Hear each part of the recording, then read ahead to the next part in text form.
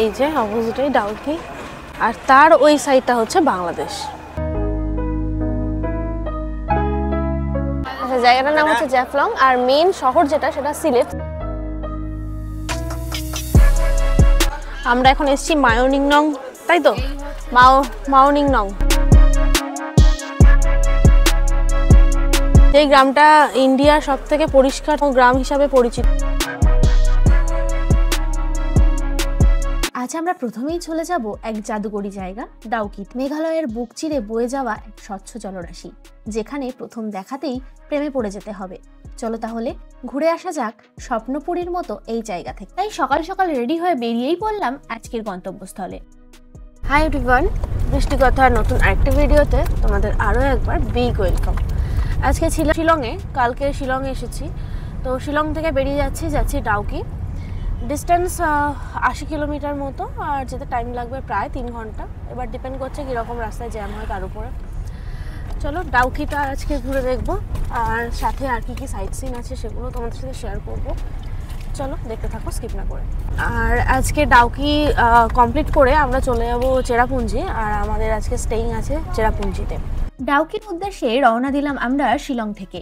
রাস্তা যেন একেবারে ছবির মতো, সবুজ পাহাড় আর ছোট ছোট ঝর্ণা, প্রতি বাঁকেই লুকিয়ে রয়েছে প্রকৃতির চমক। ক্রমবর্ধমান সংখ্যক মানুষ মেঘালয়কে অবকাশ যাপনের গন্তব্য হিসাবে বেছে নিচ্ছে তার অপরূপ প্রাকৃতিক সৌন্দর্যের জন্য। এইরকমই একটি অসাধারণ স্থান হলো ডাউকি। মেঘালয়ের পশ্চিম জয়ন্তিয়া জেলায় ভারত ও বাংলাদেশকে বিভক্তকারী সীমান্তের ঠিক পাশেই অবস্থিত একটি ছোট্ট শহর। ডাউকিতে বাস এবং ট্যাক্সি দুই বিমানবন্দর বা রেলওয়ে স্টেশন থেকে সহজেই পাওয়া যায়। ডাউকি থেকে নিকটতম রেলওয়ে স্টেশন বা এয়ারপোর্ট গুয়াহাটি, যা এখান থেকে প্রায় 170 কিলোমিটার দূরে অবস্থিত। বাস বা ট্যাক্সি করে সোজা ডাউকিতে পৌঁছানো যেতে পারে শিলংয়ের মধ্যে দিয়ে। পুরো যাত্রায় সময় লাগবে প্রায় 5 ঘন্টা।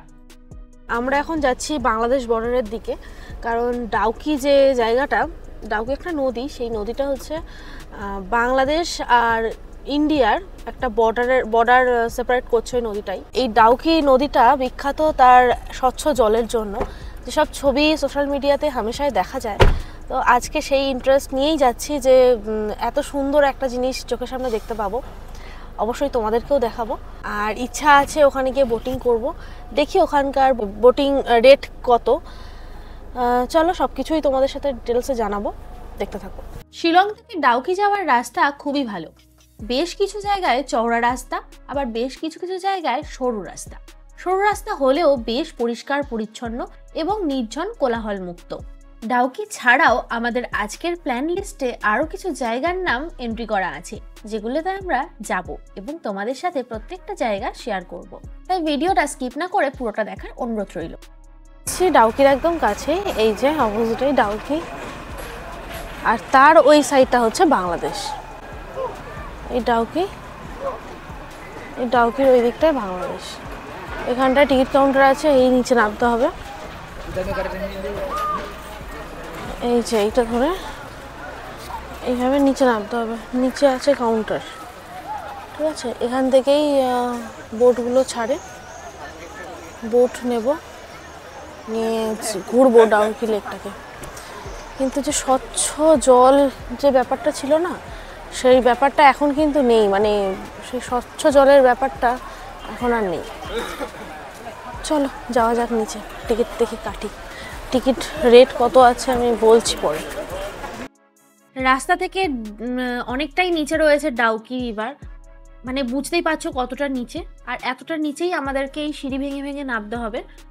যদিও সিঁড়িগুলো সুন্দর করে করা আছে, কিন্তু সিঁড়িগুলো একটু সরু ছিল, আর কিছু কিছু জায়গায় ভেঙেও গেছে। ওই জায়গাগুলোতে একটু সাবধানে নামতে হবে। কিছু কিছু সিঁড়ি আবার স্লিপও ছিল, তো সেগুলো একটু সাবধানে নামতে হবে। কিছুটা নামলেই আপনারা পেয়ে যাবেন কাউন্টার, আর কাউন্টারের অপোজিটেই রয়েছে কিছু খাবার দাবারের দোকান। তো এই যে এখান থেকে টিকিট কাটা যাবে, আর টিকিট কিন্তু ফিক্সড রেট, তো এটা নিয়ে কোনো প্রবলেম হবার কথা নয়। 800 টাকারও রেট আছে আর 1200 টাকারও রেট আছে। আমরা 1200 টাকার করলাম। এটা 1 ঘন্টা ঘোরাবে, আর আইসল্যান্ড দেখাবে, বাংলাদেশ বর্ডার দেখাবে। 800 টাকাও রয়েছে, কিন্তু সেগুলো দেখাবে না, শুধুমাত্র নদীটাকে রাউন্ড দিয়ে ঘোরাবে। তো এই হচ্ছে rate chart, government rate chart, তো ওই জন্য ফিক্সড, দরাদরির কোনো ব্যাপার নেই। চলো যাই। এক একটা বোটে অ্যাডাল্ট হলে 2 জন আর সাথে বাচ্চা থাকলে 3 জন অ্যালাউ। তাই আমরা দুটো বোট নিয়েছিলাম, কারণ আমি আর রাজ ছিলাম আর তন্ময় তাদের ফ্যামিলি ছিল, ওরা 3 জন বাচ্চা নিয়ে। তো আমরা দুটো বোট নিলাম, আমাদের বোটে আমি রাজ উঠে গেলাম আর ওদের বোটে ওরাও 3 জন উঠে গেছে। তো শুরু করছি আজকে ডাউকি রিভার ভ্রমণ। এই নদীর আসল নাম উমঙ্গট নদী। এটি ডাউকি গ্রামের পাশ দিয়ে বয়ে চলেছে বলে এই নদীর নাম করা হয়েছে ডাউকি রিভার। উমঙ্গট নদী পৃথিবীর সবচেয়ে স্বচ্ছ নদীগুলির মধ্যে একটি হিসাবে পরিচিত। বিশেষ করে শীতকালে নদীর জল এতটাই পরিষ্কার থাকে যে নৌকা যেন জলের উপরে এমনি এমনিই ভেসে আছে এমন মনে হয়। আমরা যেহেতু মে মাসের লাস্টের দিকে গিয়েছিলাম তখন বৃষ্টি শুরু হয়ে গেছে। টানা বা হঠাৎ ভারী বৃষ্টির ফলে পাহাড় থেকে মাটি, কাদা, ছোট পাথর নদীতে এসে মিশে যায়। এতে জলের স্বচ্ছতা কমে যায় আর জল ঘোলা ও কাদা মাখা দেখায়। আমাদের আসার টাইমটা এমনটাই হয়ে গেল যে ডাউকির সেই স্বচ্ছ নদীর ব্যাপারটা আমরা ঠিক উপভোগ করতে পারলাম না। সাধারণত বৃষ্টি কমে গেলে বা বর্ষা শেষ হবার পর, যেমন অক্টোবর নভেম্বর, নদীর জল আবার স্বাভাবিকভাবে স্বচ্ছ হয়ে যায়। পর একদম বর্ডার, ওইদিকে সব বাংলাদেশিরা দাঁড়িয়ে রয়েছে আর স্নানও করছে, ওরা বোটিংও করছে। কিন্তু মাঝে একটা ডিভিশন রয়েছে, জলের মধ্যেও ডিভিশন করা রয়েছে। হ্যাঁ, ওখানে স্টপ লেখাও রয়েছে। তো বাংলাদেশিরা এই দিকে আসতে পারবে না আর ইন্ডিয়ানরাও ওদিকে যেতে পারবে না। মাঝে বিএসএফও দাঁড়িয়ে আছে। আচ্ছা, জায়গাটার নাম হচ্ছে জ্যাফলং আর মেইন শহর যেটা সেটা সিলেট। সিলেটের নাম অনেকেই জানে, বাংলাদেশ একটা শহর, বড় শহর সিলেট। তো এই জায়গাটার নাম হচ্ছে সিলেট। সত্যি বলতে কি, ডাউকি ভ্রমণের কোনো গাইডলাইন এঁকে দেওয়া যায় না। এই ভ্রমণের প্রধান আকর্ষণ এই নদীর নির্মলতা। নদীতে নৌকা বিহার করতে করতে মনে হবে যেন শূন্যে ভাসছেন। পাহাড়ে ঘেরা নদী এবং শহরের বর্ণনা দেবার বোধহয় নতুন করে আর কোনো প্রয়োজন নেই। এই নদীতে নৌকা বিহার করেই সারাটা দিন কাটিয়ে নেওয়া যেতে পারে। ডাউকি নদী খাসি ও জয়ন্তিয়া অঞ্চল দিয়ে বয়ে বাংলাদেশে প্রবেশ করেছে। ভারত বাংলাদেশের সীমান্তেই অবস্থিত বাংলাদেশের জাফলং হচ্ছে 0 পয়েন্ট। এখানেই স্বচ্ছ পরিচ্ছন্ন এই উমং নদী ভারতের সীমানা পেরিয়ে বাংলাদেশে প্রবেশ করেছে। ডাউকি বাজার থেকে জাফলং এর 0 পয়েন্টের দূরত্ব মাত্র 1 কিলোমিটার।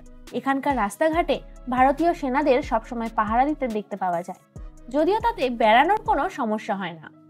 ভিডিও স্টার্টিংয়ে বলেছিলাম যে এখানে নৌকা বিহারের মাঝে একটা আইল্যান্ডে নিয়ে যাবে। তো চলে এসেছি আমরা প্রায় আইল্যান্ডের কাছে। আর এখানে নামাবে আর এখানে কিছু দোকানপাট আছে এখানে খাওয়ার জন্য। আর ওই দূরে দেখা যাচ্ছে একটা ফলস, যেখান থেকে জলটা আর কি আসছে, মানে এই ডাউকি লেকের যে স্বচ্ছ জল ছিল সেটা এখান থেকেই আসছিল। এখানে সব নৌকাগুলো এসে দাঁড়িয়েছে। সব নয়, যারা আর কি ওই 1200 টাকার প্যাকেজটা নিয়েছে, মানে 1200 টাকার বোটিংটা করেছে, তাদেরই একমাত্র এখানে আনছে। আদারওয়াইজ ওই যে ওখানটা, আদারওয়াইজ ওখান থেকে ব্যাক করছিল, মানে 800 টাকার বোটে ওখান থেকে ব্যাক করা। চলো আমরাও নামবো, দেখি নেমে কি করি। আমি আগেই বললাম আমরা এখানে এসেছি বর্ষা শুরু হবার মুখেই। তখন বৃষ্টি হচ্ছিল না, কিন্তু মেঘ করেছিল, তাই গরমটাও লাগছিল খুব। এখানে দেখলাম বেশ ট্রিপল দিয়ে সুন্দর ব্যবস্থা করে দেওয়া আছে বসার জন্য, এবং দোকান আছে বেশ অনেকগুলো। এখানে ম্যাগি থেকে শুরু করে চিপস, বিভিন্ন ফলের জুস, বিয়ার, কোল্ড ড্রিঙ্কস, আইসক্রিম, অনেক রকমেরই ব্যবস্থা এখানে করা আছে। প্রায় বেশিরভাগ টুরিস্টই এখানে এসেছে, মানে ওই যে 800 আর 1200 টাকার প্যাকেজ ছিল বোটিংয়ে, বেশিরভাগটাই দেখলাম 1200 টাকার প্যাকেজিংটাই নিয়েছে। কারণ এখানে এই ডাউকি রিভারের মধ্যে এত সুন্দর একটা আইল্যান্ড দেখার লোভ কেউই মোটামুটি ছাড়তে পারেনি। তো আমরাও চলে এসেছি এই জায়গাটা দেখবো বলে। আর যত এগোচ্ছি সামনে সুন্দর সুন্দর স্ট্রাকচারের পাথরের নুড়ি পড়ছে। তোমরা দেখতেই পাচ্ছ স্ট্রাকচারগুলো এত সুন্দর মসৃণ গোল গোল, যেন দেখে মনে হচ্ছিল ধরে বাড়িতে নিয়ে আসি। আর সাথে তাই করেছি, একটা ছোট্ট মতো গোল পাথর আমি নিয়ে এসেছি সাথে করে। আর আইল্যান্ডটা কিন্তু মোটেই ছোট ছিল না, অনেকটা হেঁটে এসছি। আর ওইদিকেও রয়েছে এখনো অনেকটা জায়গা যেখানে আমরা যাইনি।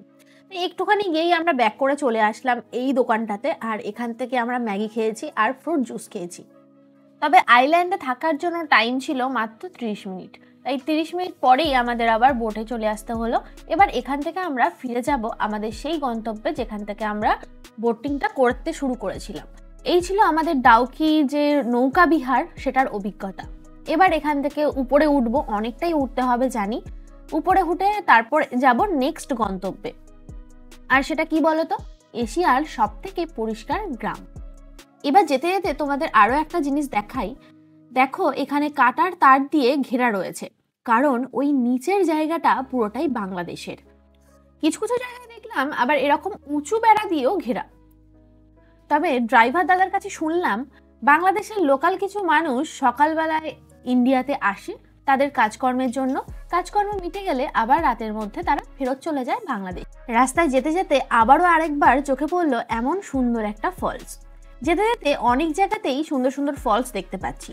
সবসময় গাড়িটা দাঁড় করিয়ে ভিডিও করা সম্ভব হচ্ছে না। এই জায়গাটা দেখলাম একটু স্পেসিয়াস, তো একটু গাড়িটা দাঁড় করিয়ে ভিডিওটা করলাম। যাক, এমন বাংলাদেশ বর্ডার দেখতে দেখতেই পৌঁছে গেলাম এশিয়ার সব থেকে পরিষ্কার গ্রাম মাও নিংনং গ্রাম। এটি পর্যটকদের জন্য প্রাকৃতিক সৌন্দর্য, পরিচ্ছন্ন পরিবেশ এবং স্থানীয় সংস্কৃতির অভিজ্ঞতা লাভের একটি চমৎকার স্থান। তো গ্রামটা ঘোরার জন্য আপনি যে কোনো রাস্তাই ধরতে পারেন। আমরা ধরলাম বাঁদিকের এই রাস্তাটা। সামনেই পড়লো এরকম একটা বাঁশের সেতু। এটা অ্যাকচুয়ালি গ্রামের একটু সাইডের দিক। আমরা এই দিক দিয়ে ঢুকে একদম প্রপার সাইড দিয়ে বেরিয়ে আসবো। তো এখান থেকে অনেকে ব্যাকও করছিল, যারা উল্টোভাবে ঢুকেছে গ্রামটাতে তারা এই সাইড দিয়ে ব্যাক করে ফিরে যাচ্ছিল। গ্রামের ভিতরে ছোট ছোট বেশ অনেকগুলোই বাড়ি আছে। বাড়িগুলোর স্ট্রাকচার বেশিরভাগই সব একই রকম। তো ব্রিজটা পার করে আমরা চলে আসলাম রাস্তায়। রাস্তা মোটামুটি পাকা করা, রাস্তার দুই পাশে সুন্দর সবুজ গাছ এবং সুন্দরভাবে গাছগুলোকে ডেকোরেটও করা, সুন্দরভাবে পরিষ্কার পরিচ্ছন্ন করে রেখেছে।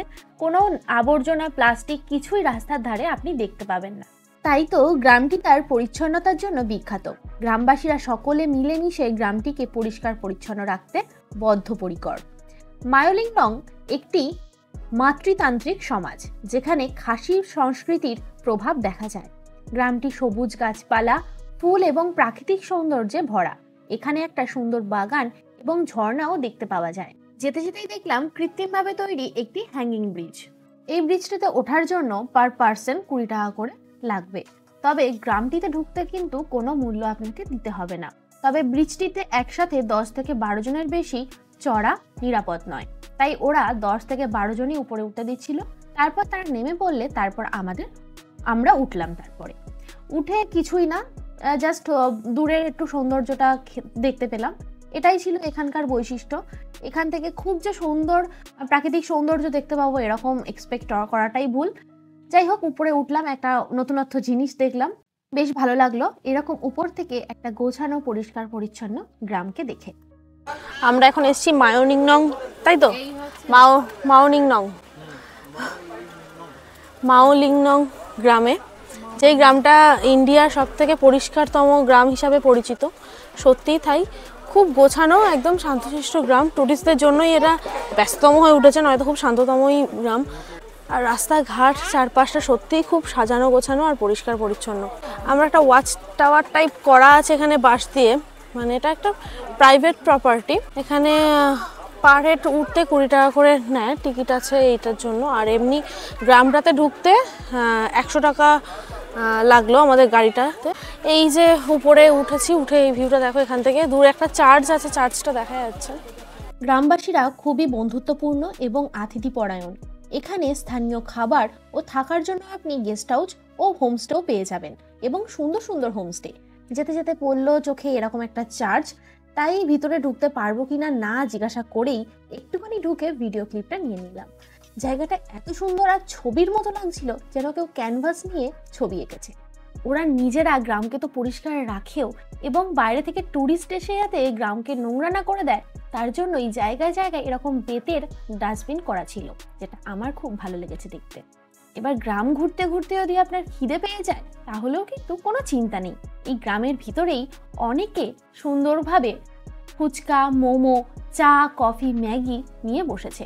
তারপর খানিকটা যেতেই দেখলাম এখানটায় বড় একটা সুন্দর জায়গা, যেখানটায় বসার জন্য, খেলার জন্য বা ঘুরে বেড়ানোর জন্য সুন্দর জায়গা।